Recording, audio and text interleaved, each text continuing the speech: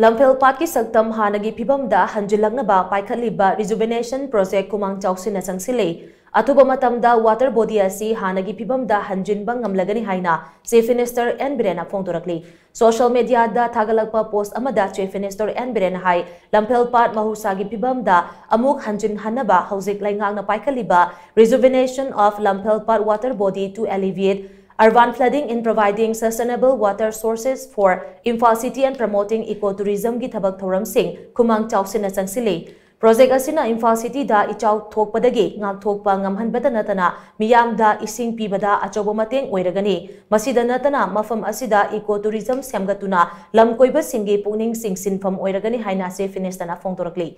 Panba yabadi project asi haukiba October 3 ta Chief Minister na haunabi matungi na haudokibani. NDB की funding मखादा लुपा crore 4 यांखई चंगना पाइखलिबा project असे चाही मरी के मनुंग दा लोइसिनबा पांदम थमले।